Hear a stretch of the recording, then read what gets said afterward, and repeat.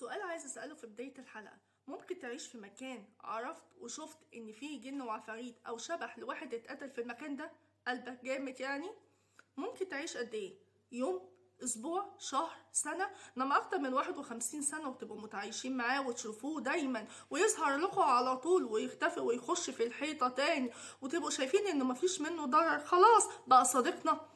الحكاية دي هنتكلم فيها عن الفنان المعروف الفنان عزت أبو عوف، وحكاية الفيلا اللي كانوا ساكنينها من 1958 لسنة 2009 وهم عايشين مع شبح صاحب الفيلا الخواجة سولومون شكريل، اللي كان ابن رجل أعمال معروف جدا، وهو كمان رئيس الجالية الإيطالية، وهو كان يهودي، كان مصري إيطالي وكان عايش هنا، وكان ليه محلات ما زالت موجودة باسمه هنا باسم شكريل. ايه اللي حصل وايه اللي شافه عزت أبو عوف؟ ومين اول واحد شاف الشبح دوت؟ ومن الفجعة والخضة شعره طقطق وتحول للون الابيض وهو عنده 21 سنة، وهو كان خال عزت أبو عوف. شاف الخواجة ازاي وازاي هم شافوه واتأقلموا على الوضع ده. البداية لما اخدوا الفيلا سنة 1958، كان ساكن في الفيلا دي عزت أبو عوف واخواته البنات الأربعة، وأبوه كان الملحن المعروف الفنان أحمد شفيق أبو عوف. طبعا هنا في الفيلا طبعا ناس كتيرة سمعوا عن الموضوع ده، بس أنا هضيف معلومات جديدة بجد ناس كتيرة ما يعرفوهاش. الفنان أحمد شفيق أبو عوف أبو الفنان عزت أبو عوف كان واخد الفيلا دي، وكانوا عايشين هو وزوجته وأولاده الخمسة وأمه أو جدتهم بمعنى أصح. كانوا واخدين الفيلا وكانوا عايشين فيها تمام، ومكانوش يعرفوا عنها اي معلومات. فيلا لواحد يعني مشهور، فيلا شكريل، بس ما يعرفوش عنها اي حاجة ولا ان فيها مصيبة حصلت، وده خلى الشبح يظهر لهم ما بين وقت والتاني. ايه اللي حصل وايه اللي جرى في الفيلا دي؟ بيقول الفنان عزت أبو عوف كان ابوه طبعا برضه كان ظابط وكان عنده مهمة، فكان مسافر في الفترة دي. فلما كان مسافر كان قاعد عندهم خاله ده عنده 21 سنة، وكان قاعد في المكتب بتاع أبو عزت أبو عوف، وكان مسلط الأباجورة كده بحيث يذاكر على نورها.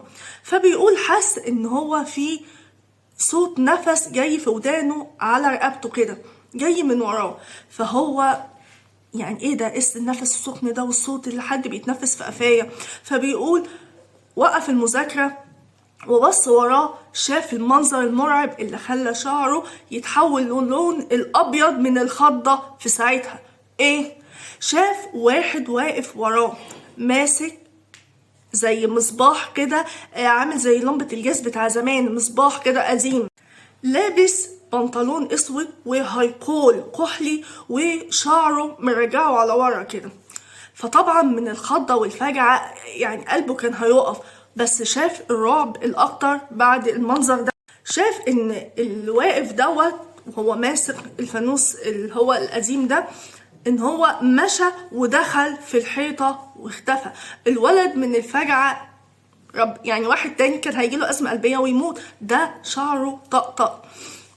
فبيقول طبعا قال لعزت أبو عوف على اللي شافه، هما ما كانوش لسه شافوا حاجة، فطبعا محدش حط في دماغه وقالوا اكيد ان هو بيتهيأله او اي حاجة. فبيقول لدرجة مرة ان هو كان عزت أبو عوف واخته منى قاعدين بيعزفوا على البيانو، فبيقولوا مرة واحدة شالوا ايديهم من على البيانو في نفس الوقت واتلفتوا لشيء وراهم. مش عارفة ايه حكاية شيء وراهم وانا ورايا اصلا حاجة. فبيقولوا شافوا نفس الشخص اللي قال عليه خالهم، وهو الشخص اللي واقف عينيه يعني بارزة كده وبشكل مرعب، ولابس البنطلون الاسود والهاي الكحلي ومرجع شعره على ورا. وطبعا اخته منى من الخضة من الفجعة جاية طالعة بتجري،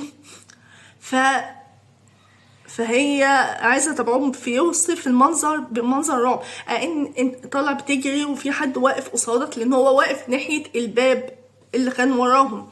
فهي بتعمل كده انها بتتلاشاه، فبتعمل كده فدخلت فيه. هو قال انا شفت المنظر ده بعينيا، دخلت فيه، فده انه لا شيء.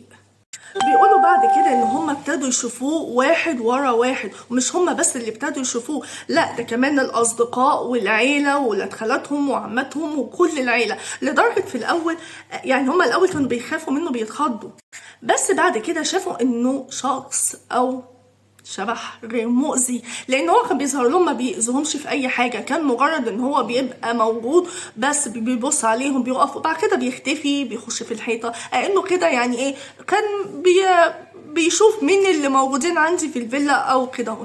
طيب فلدرجة ان هم لما حكوا لابوهم الكلام ده الاول ما صدقهمش، وبعد كده قال لهم طب انت رايت ما هو شاب عينيه، بعد كده قال لهم طب انتوا متضايقين ليه ومكبرين الموضوع ليه؟ الراجل ده قلبه طيب قوي، فقال لهم انتوا يعني ما تكبروش الموضوع، هو بدل مش اذيكوا في حاجه ومش هعمل لكم حاجه خلاص.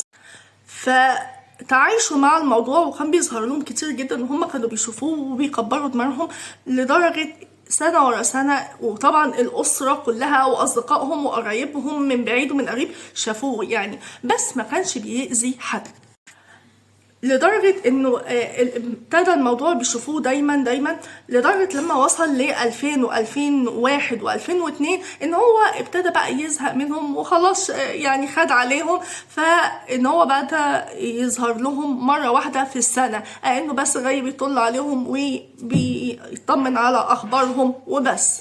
وطبعا هما ما سابوش الفيلا دي لان كانت فيلا كبيرة جدا، واحد تاني هيسيبها والله باللي فيها مهما كان. هنا بيقولوا كان الفيلا كبيرة في الزمالك، مساحتها حوالي 2000 متر، وطبعا هم كانوا أسرة كبيرة حوالي 8 أشخاص أو 9 أشخاص حاجة زي كده، فكانت وبالجنينة بتاعتهم، فهم كانوا مستخسرين يسيبوها. والله لو عليا الله أسيبها لو كان فيها إيه يعني، فيها ملاهي ودريم بارك جوه.